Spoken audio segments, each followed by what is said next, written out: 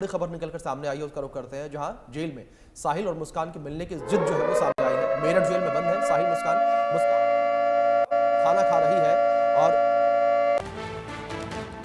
Jail में साहिल मुस्कान की मिलने की जो है जिद की जा रही है।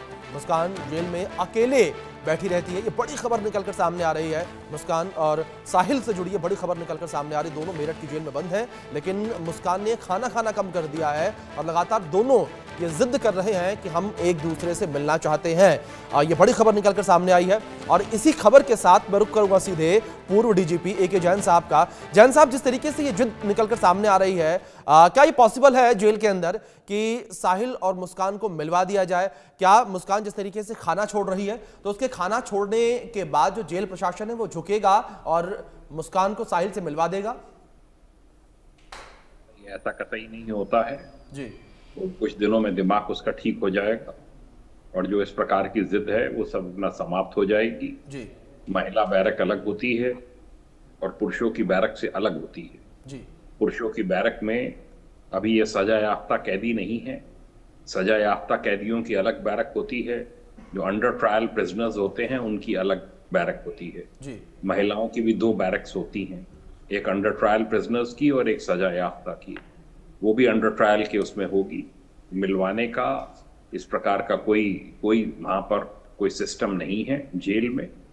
जेल में जब सख्ती होगी और धीरे धीरे विड्रॉल सिम्टम्स डेवलप होंगे नशे के, खुद ही दिमाग ठीक हो जाएगा दोनों का। जी।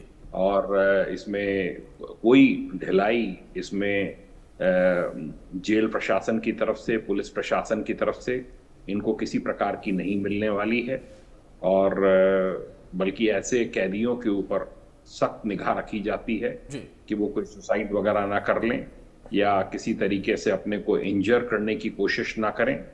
तो ऐसों पे सख्त निगरानी भी रखी जाती है।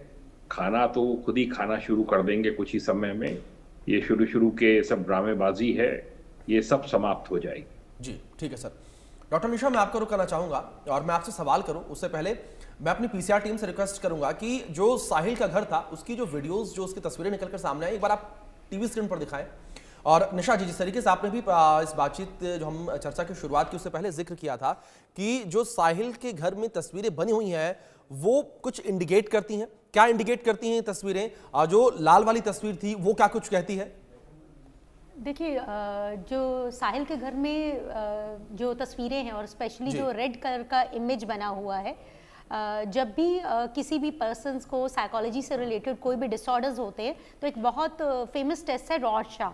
अगर आप गूगल पर डालेंगे, आपके दर्शक भी तो उस बारे में पढ़ पाएंगे। रेड कलर है जो ब्लड को इंडिकेट करता है और जो ये पर्टिकुलर शेप है वो वेजाइनल को इंडिकेट करती है, मतलब सप्रेस्ड सेक्सुअल अर्जेस। जैसा कि आपने कहा, साहिल 2 साल से नहीं था, यानी कि वो ट्रैवल कर रहा था, तो इस लड़की की सप्रेस्ड सेक्सुअल अर्जेस ने कहीं ना कहीं उसे, और इंटॉक्सिकेटेड स्टेट, ये सारी चीज़ें मिलकर उन दोनों के संबंध जो अच्छे नहीं थे, बहुत ज़्यादा कन्फ्लिक्टेड थे, ये सारी चीज़ों ने मिलकर इस तरफ इंडिकेट किया है कि इस पर्सन के दिमाग में बहुत कुछ चल रहा था। तो ये जो सारी इमेजेस की बात है, क्योंकि सप्रेस जब सेक्सुअल अर्जेस होती हैं, चाहे वो मेल की हो या फीमेल की हो, तो ऐसे में, और अगर आपकी सोच नेगेटिव है और बहुत आप अग्रेसिव इंसान हैं, तो आपका एंगर आपको इस हद तक लेके जा सकते हैं कि आप सामने वाले को मौत के घाट उतार सकते हैं। तो आपके चैनल के माध्यम से मैं फिर यही कहूंगी, अगर आपकी शादियों में डिस्टर्बेंसेस चल रही है तो समाज की वजह से, बच्चों की वजह से, इस डर की वजह से कि लोग क्या कहेंगे, चाहे वो लड़की हो या लड़का हो, शादियों में मत रहिए। और आप अपने बच्चों की शादियां भी सिर्फ समाज के लिए मत कराएं। अगर बच्चे उसमें खुश हैं और करवाना चाहते हैं, इसीलिए उनकी शादी कराएं। मुझे पता है इस केस में भी लव मैरिज हुई है, पर मैंने ऐसे बहुत सारे केसेस देखे हैं जिनमें लव मैरिजेस हुई हैं, बाद में उसी पार्टनर के लिए आप कोर्ट में फाइट करते हैं, सालों तक केस लड़ते हैं, कभी बिहाइंड द बार्स जाते हैं। अभी अतुल सुभाष का भी केस हुआ था जिसमें एक ने सुसाइड किया।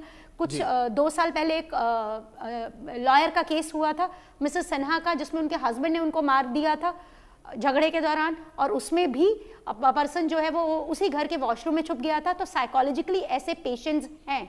और अगर आपको कोई भी मानसिक बीमारी है, आपके आसपास के लोगों को कोई मानसिक बीमारी है, उन्हें डॉक्टर के पास लेके जाइए। अपने मैरिटल डिस्प्यूट्स को लेकर प्लीज साइकोलॉजिस्ट और मैरिज काउंसलर्स के पास जाइए।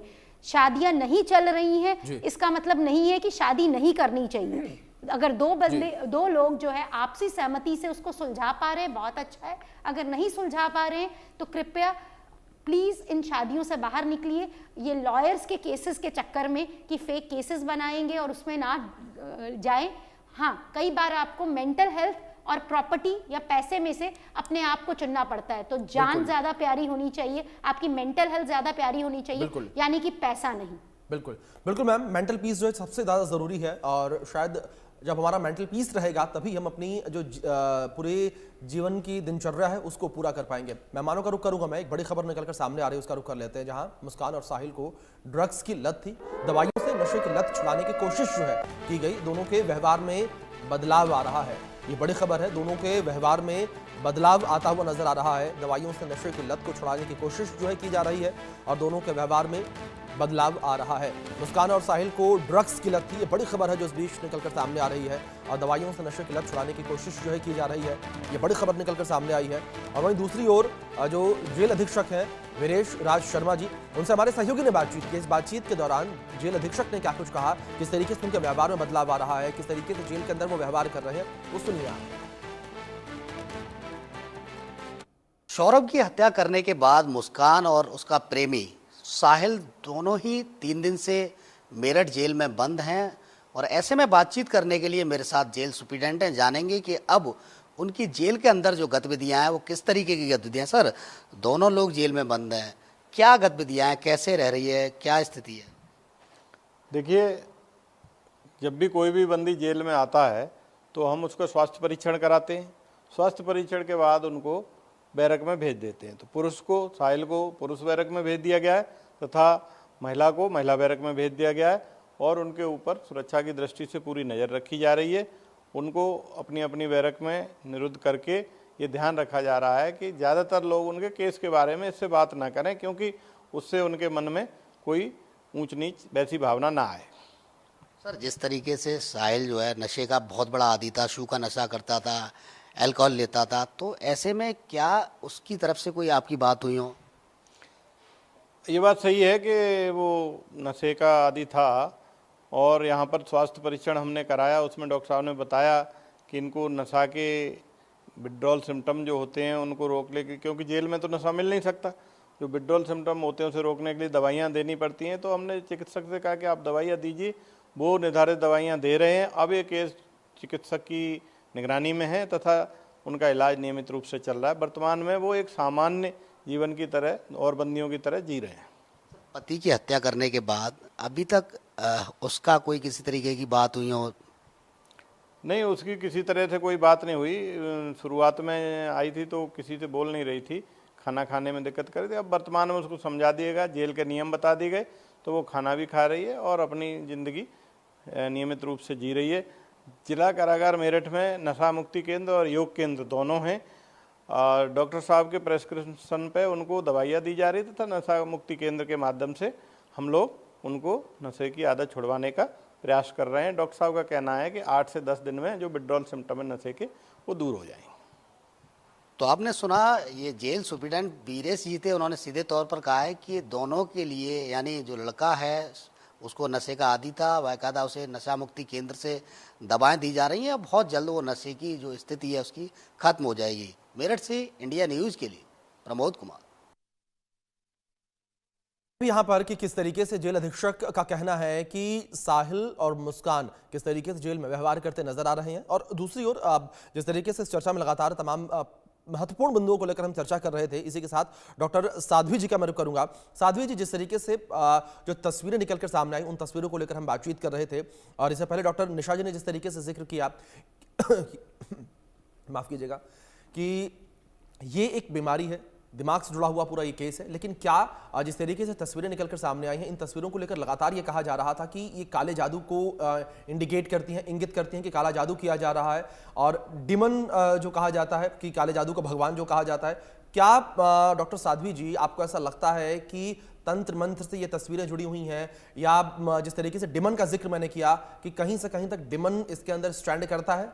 हाँ, बिल्कुल निश्चित रूप से जुड़ी हुई हैं। और आप देखिए जो वो स्केच बनाया हुआ, उन्होंने स्केच बनाया हुआ है, वहाँ पे ऊपर एक शायद वो नंबर्स कुछ बनाए हुए, वहाँ से हेड गायब है जी।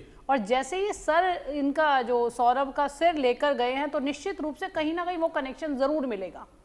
और उनकी जो स्नैप पे भी बात होती थी, अपनी मम्मी से जो बात करते थे, आप सोचे जो चली गई हैं, जो कई वर्ष हो गए उन्हें गुजरे हुए, उनसे भी बात करते थे, तो कहीं ना कहीं ये काला जादू या ब्लैक मैजिक का तो केस बिल्कुल निकलेगा। धीरे धीरे जब ये होश में आएंगे तो बहुत सारी बातें जो अभी इनकी निकल कर सामने आएंगी। फिर मैं उसी बात पर आना चाहूँगी कि बहुत कुकृत्य हुआ है, इससे विभत्स तो कुछ हो ही नहीं सकता था। परंतु एक बार फिर मैं कहना चाहूँगी कि देखिए उनकी जो माताजी बता रही थी कि कुछ जब सौरभ बाहर गया हुआ था तो मैं कई बार अपनी बच्ची के यहाँ पर गई, अपनी बेटी के यहाँ पे गई कि अब तुम अकेली रहती हो, किराए के घर में रहती हो, क्योंकि अपनी बेटी को तो वो ज़्यादातर अपनी मम्मी के घर छोड़ देती थी कि आप हम मेरे यहाँ पास आकर रह लो, या उनकी मम्मी जाती थी, वो उनके लिए दरवाज़ा भी नहीं खोलती थी। तो ये बड़ा ऐसा नहीं है एक दिन से बच्चे का व्यवहार ऐसा हो जाता है वो, क्योंकि 8th शायद ज़्यादा पढ़ी लिखी भी नहीं थी, मेरे हिसाब से 8th या 9th फेल उसे बताया जा रहा है। तो बच्चा जब डिस्ट्रैक्ट होता है, एक एज होती है 11, 12, 13 साल में, जब वो गलत बातों की तरफ जाता है, वहीं अट्रैक्ट होता है, वही एक राइट, या तो अपने करियर की तरफ जाएगा या फिर वो उसे हमारे जो शब्दों में कहते हैं कि वो एक गलत रास्ता चुन लेता है जी।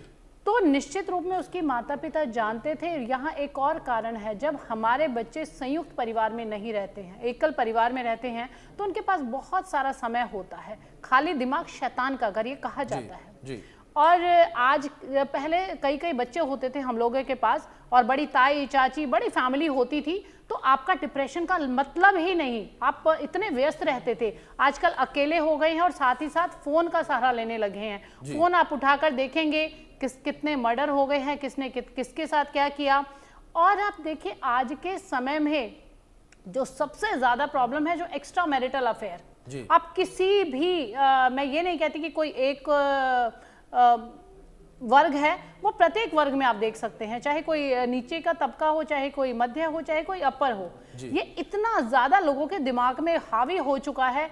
और कारण यही है, हमारे संस्कारों की कमी है। क्योंकि जब व्यक्ति कहते हैं कि अभी जैसे हमारे जो एक्सपर्ट बता रहे थे, उन्होंने बताया कि पहले भावनाएं होती थी किसी के साथ, अगर हम किसी का कुछ देख लेते थे, उदाहरण था, अगर किसी की अर्थी भी जा रही है तो एक बार हम प्रणाम जरूर करते हैं, परंतु आप सोचिए मार के हम वहीं भोजन कर रहे हैं, बहुत सारे केसेस आए वहीं भोजन कर रहे हैं, और ये तो जाके आपको पता है कि वहां उसको मार के और उसके साहिल के घर जाके सो गए हैं। बिल्कुल साध्वी जी, जाहिर तौर पर विभत्स हत्याकांड पूरा निकलकर सामने आया। इस बीच एक बड़ी खबर सामने आ रही है, जहां हत्याकांड में एक और बड़ा खुलासा हुआ है। बचपन से ही मुस्कान को साहिल जानता था, दोनों ने 8वीं तक की पढ़ाई साथ में ही की थी और बचपन से ही एक दूसरे को पसंद करते थे। स्कूल छूटने के बाद दोनों अलग हुए थे।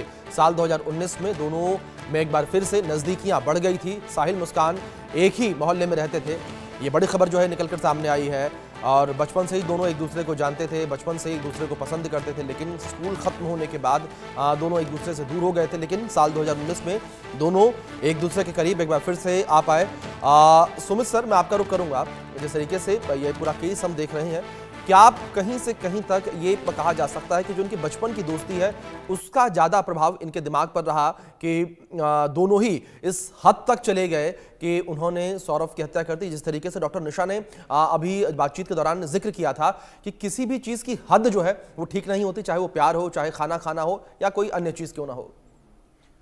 जी बिल्कुल, साइकोलॉजिकली इसका बहुत ज़्यादा असर पड़ता है। मान लीजिए जैसे इस केस में था, मुस्कान काफ़ी सालों से अकेली रह रही थी और कोई फैमिली नहीं थी, न्यूक्लियर फैमिली है, जॉइंट फैमिली नहीं थी, क्योंकि जैसा होता है कि काफ़ी अकेले रहने के बाद तो बहुत सारे ख्याल दिमाग में आते हैं, बिल्कुल पॉजिटिव भी नेगेटिव भी। हम भगवान की पूजा तो करते ही हैं, साथ में कुछ लोग ऐसे भी हैं हमारे बीच में जो शैतान की पूजा करते हैं, तो सब हमारे बीच में ही हैं, जो लोग हमारे बीच में ही रह रहे हैं।